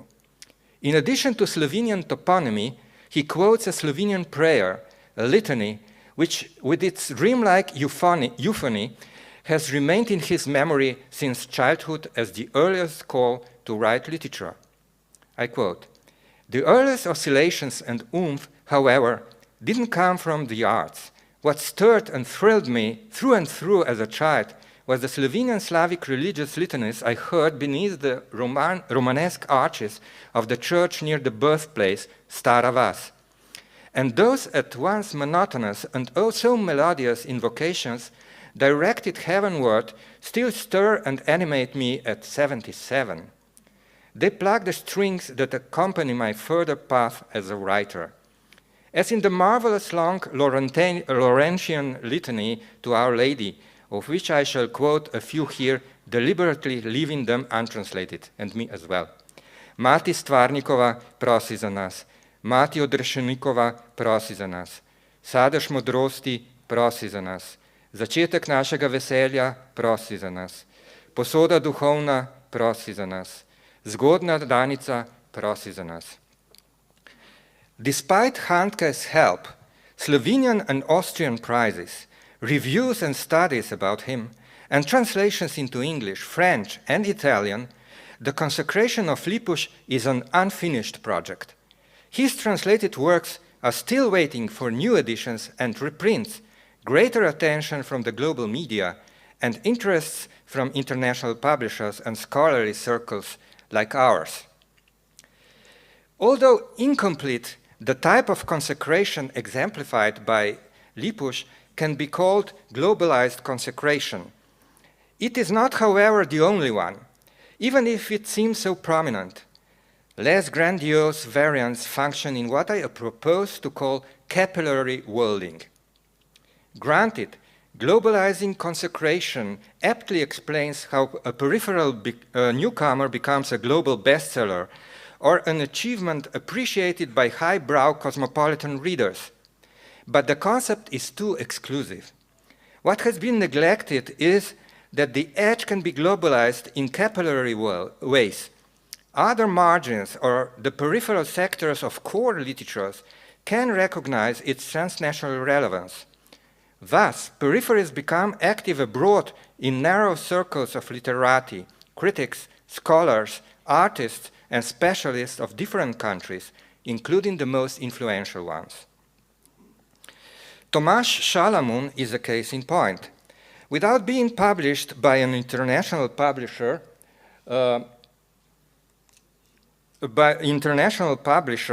and touted by the global media, the Slovenian modernist poet Šalamun, who spent several years among US poets, impressed world-renowned writers like Bob Perelman and Charles Simic, and established a school among young poets abroad. After Šalamun died in 2014, Andrew Epstein wrote, "Playful, irreverent, and exuberant, Šalamun's poetry was deeply influenced by Frank O'Hara, John Ashbery, Ted Berrigan, and other poets of the New York School. In fact, his work stands as a powerful example of the perhaps unlikely but profound impact the New York School aesthetics has had on Eastern European poetry." Despite his solemn tone, Epstein follows the usual direction attributed to influence, the movement from the center or metropolis to the periphery, from the first to the second or third world. However, the capillary worlding, as in Šalamun's case, also recognizes the opposite direction, the hidden influence of peripheral authors on their metropolitan colleagues. Epstein again is instructive. Fueled by O'Hara, Berrigan, and the New York School, Šalamun went on to become, as the Poetry Foundation's biography puts it, one of Europe's most prominent poets of his generation, and was a leader of the Eastern European avant-garde. He published more than 40 collections of poetry in Slovenian and English, and has proven to be a powerful influence on a whole generation or two of American poets, including Brian Henry, Matthew Rohrer, Joshua Beckman, Matthew Zapruder, and many others. Now I come to the conclusion to the levels of world literature. So how should we think about world literature from its edge? Multicultural textualism believes that the texts move freely and achieve universal significance regardless of their origins, the constraints of the economic and political system, and the mechanisms of international publishing. However, as a system that has evolved within the modern world system of capitalism, world literature is a segment of literary production, mediation, and consumption overdetermined by the economic, political, and linguistic cultural inequality in the market-driven global exchange. The asymmetry between centers and peripheries at this level of world literature is analogous to the economic division of global capitalism's central, semi-peripheral, and core countries. The international book market mediates between the economy and literature. Although the strongest, the level of world literature corresponding to the economic world system does not represent the whole phenomenon. A massive sector of literary texts is also active beyond their language and country of origin, even if not worlded globally or included in the hypercanon. Therefore, other levels of world literature exist in addition to the literary world system determined by capitalism. They thrive in regions, interliterary communities, or interliterary centrisms, to use Jurishin's terms. In this case, texts are worlded through less dominant channels, but still encounter creative resonance beyond their origin. In conclusion, we may ask, isn't such a capillary, barely visible, and subterranean active presence of a peripheral work in global peripheries and centers something that also corresponds to the one central concept of our discipline, influence? Regardless of how influence is understood, have we not thus returned from world literature studies to comparative literature? Thank you.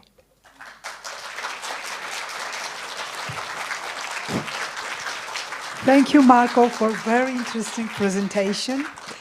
And now, dear colleagues, it's time for the most interesting and I think the most important part of our Congress, of our plenary session, discussion. And I'm sure that a lot of questions would arise while listening to these very interesting presentations, and let me invite the both plenary speakers to answer all your questions. Please.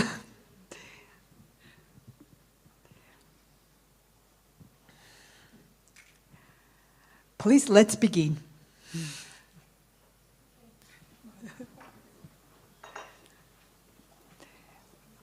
Please.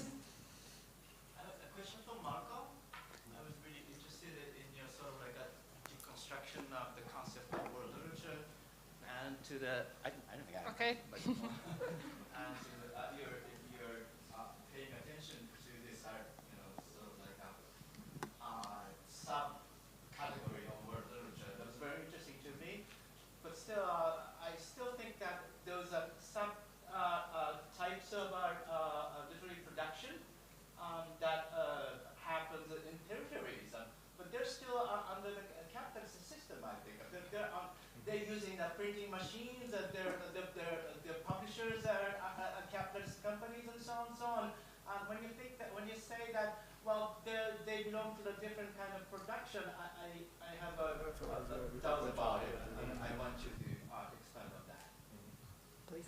Thank you. A very keen remark, I must say. I didn't think about this paradox. Yes, of course, you are completely right. Even what I term capillary worlding to a large degree depends on the mechanisms of literary production and mediation that is determined by capitalist mode of production. But what is different, perhaps, is this world systemic dimension. I mean, the global worlding is much more concentrated on the core players in the world system, whereas capillary worlding can avoid or bypass those core countries or global metropolises. Or to say they need not conquer the global market to become productive as way of thinking, a way of expressing for other authors who are also not so very well recognized and well known. So I think this and this capillary worlding also includes other venues, so to say, sites of its existence, namely personal contacts on, let's say, on literary readings. We experienced one of such personal contacts yesterday when a Lebanese writer met a Georgian modern writer, poet. So this factor is also worth studying, because I think that writers, literary authors, have something different view on the existence of world literature as those who observe it as theorists from outside. And that I think that this experience of wording that is characteristic to literary authors themselves is worth studying in more depth and thoroughly as before. More questions? Please. Sorry, you need to. To Marco, thank you very much. It was a very interesting presentation. In your presentation, you talked about consecrator, but you mentioned also the parasites. And I was thinking, years ago, I heard a talk by Gregory Justanis. He gave an example of Cavafy. While Cavafy was living in Alexandria, he had many followers and admirers. He used them as a parasite. He sent manuscripts to Europe. Is it an example that you were thinking about? Could you please open up the parasites as circulation? Yes. It's quite a rude expression, I must say, but not so rude as seemingly as a cannibalism in Latin American translation theory. But I think about unacknowledged stimuli from the periphery that are employed by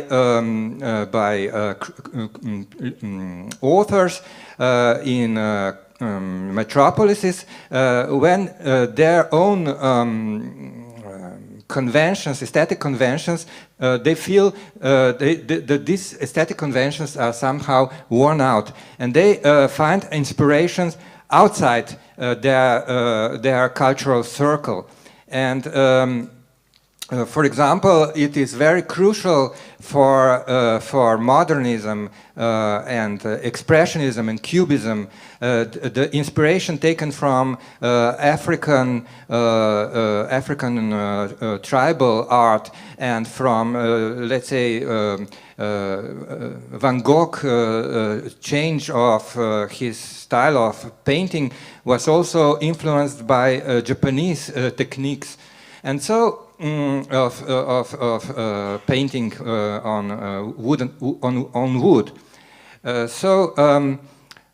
But as it is often the case that such authors remained unknown, or they are folklorized, exoticized as belonging to some community.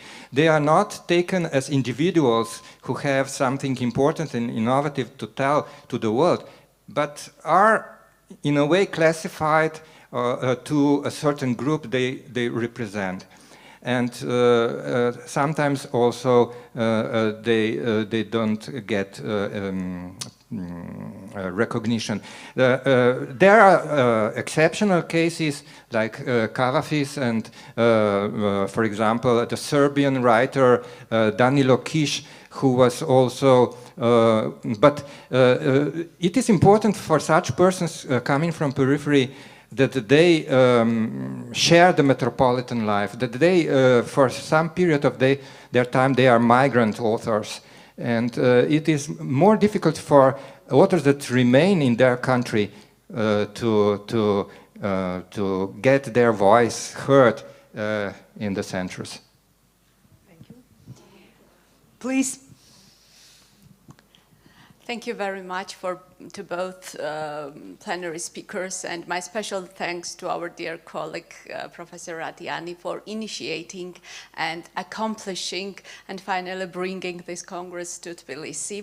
I have a question to both speakers. This is a question about the acceptance of literature as a legitimation and justification of existence of small nations in the global world. I can recall the idea of presenting Slovenia's national poet France Prešeren in the 19th century as a justification of Slovenian people's existence. And this was, I remember in his earliest publication, Prešeren was introduced by Slovenian publishers as a justification towards the God of the existence of Slovenian people. Slovenian people have a right to exist in the world, and they have a right to present their history to the God as they produced this small volume of book of poetry of France Prešeren. Do you think that in the modern world also, on the background of this economical and political globalization, small nations can justify their existence towards the global world through their literature? Yeah, thank you very much for the question. I couldn't quote these passages from a Slovenian critic who spoke about Prešeren as a representative of the Slovenian nation better than you did. So actually, yes, but it is not a specificity of the Slovenian national movement. That is central to all kinds of so-called romantic nationalism or cultural nationalism in Europe in general, especially among the East Central European nations and so-called small non-historical nations deprived of their own state and statal existence. So the culture was a solution to ground national identity on culture, language, literature. But this was actually the invention of German cultural nationalism, namely specifically Herder, who also spoke very favorably of Slavic literatures. And this stimulated so national movements to consider literatures and languages as their most important arguments for their political existence. We should bear in mind that all those literatures were embedded in larger contexts of empires where literary practices were multilingual. For example, Slovenian literature, Croatian literature, and other, to a certain degree also Czech literature or Polish literature were part of the Austrian Empire, Habsburg Empire, where German language prevailed, and along later with Hungarian language. And so it was very important for intellectuals to prove the right of existence of a nation by inventing historical continuity of their respective literary traditions. So, and I think this special nation-affirming function of literature somehow ceases to wane in the period of globalization and in the 20th century, especially among the countries from the East Central Europe, in the process of their inclusion in the world system of capitalism and liberal democracy. At that point, still liberal democracy. Now we are speaking about illiberal democracies and all the kind of stuff in this region. But at that time, it seemed that literature lost its importance, and that gaining or becoming independent as a nation state does not need any literary support anymore. Even though there are official declarations how literature is important, all the politicians make such declarations, but in fact, from the point of view of how many public funds are allocated to stimulate literary production, it is not through anymore. So that's my point. Please, Irma, what's about the Georgian?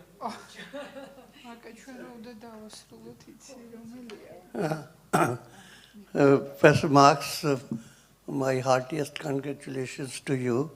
I come from India and teach in New Delhi. Actually, I pick up a point from her, very, what we call, well-considered opinion. Now, my query is related to our poet laureate, Rabindranath Tagore. He wrote, I think that was the first essay on world literature.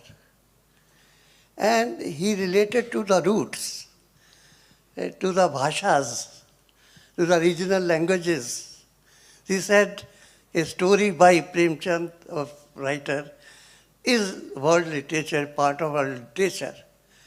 But then what happened? All these American scholars, they brought it to economic capital situation. Now, you have done such a marvelous work on it. So what do you think? At least I can't digest that world literature is not a global literature. This I can't accept for myself, for my students, for my teachers, for all of that. So I thought you would be able to elucidate it further. Please. The last question.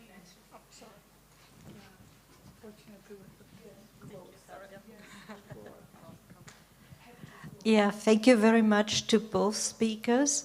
I learned lots of both of you. I thank Marco for this idea of capillary wording and for mentioning Florian Lippusch. I would like to second you in motivating our colleagues to read that novel.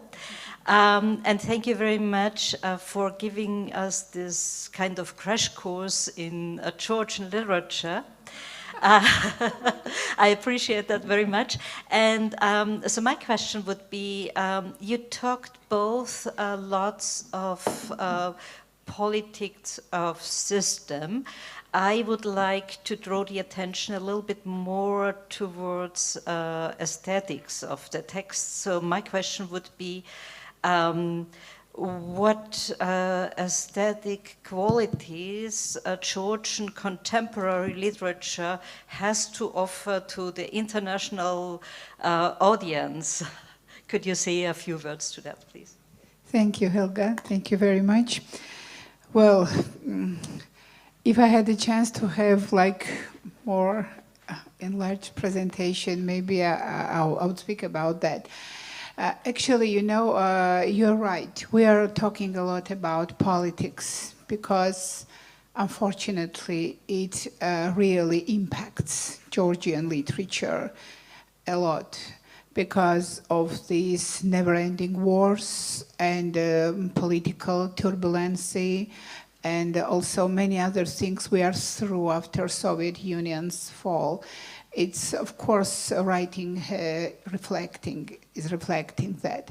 But what is very interesting from the aesthetic point of view, we really are trying, of course, to be more adapted to what's going on in the world literature and starting not only postmodernism, but also many other streams which are visible now.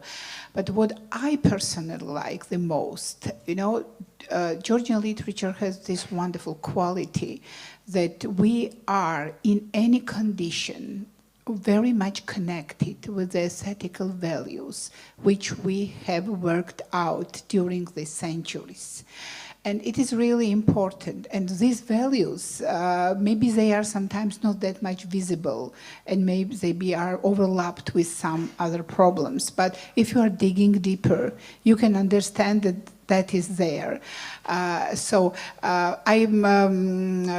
For example, Georgian literature, what is I always like to speak about that despite the fact that it was a Christian country from very ancient, old ages, from the 3rd century, right?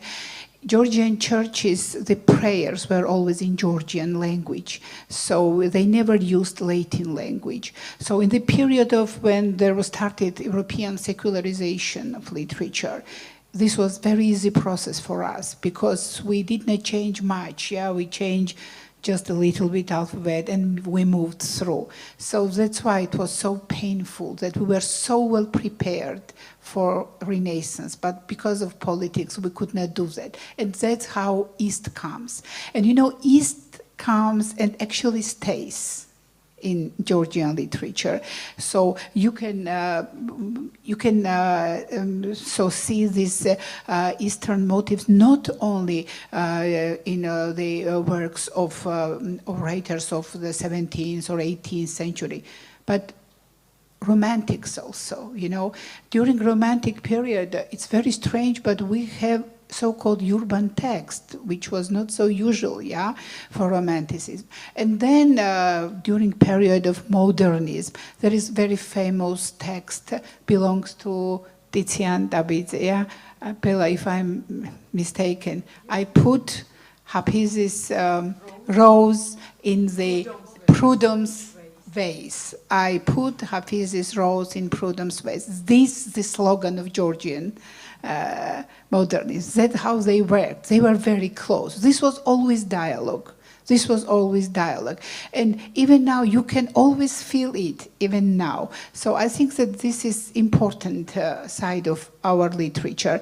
And again, we are always thinking about our being, who we are.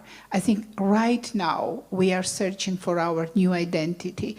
I don't like post-Soviet. I want something else. And I think writers also want that. Thank you. Thank you very much. Now you have time for lunch. And at 4 o'clock,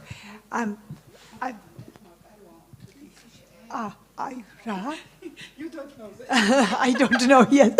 I want to invite you, all of you, on very interesting presentation.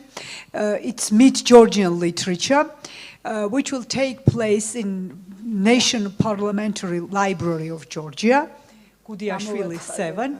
Yes, and we'll be very happy to meet you there.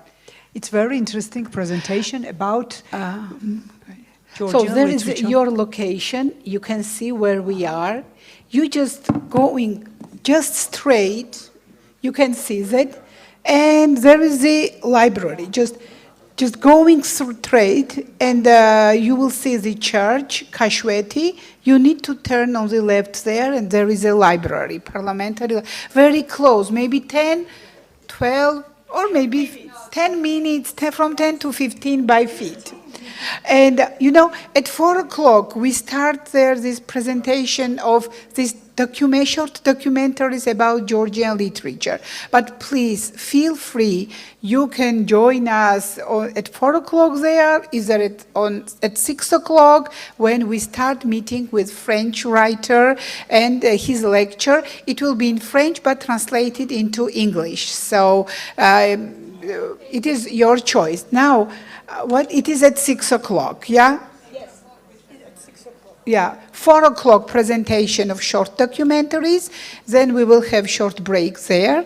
And we start this after the meeting with the writer. You are all invited by the mayor of city, Mr. Kahikaladze, to the reception, and it is also very close to library. We need 5 minutes by feet to get to the Tbilisi City Hall. So that's the program. If you have any questions, Tatia, help me.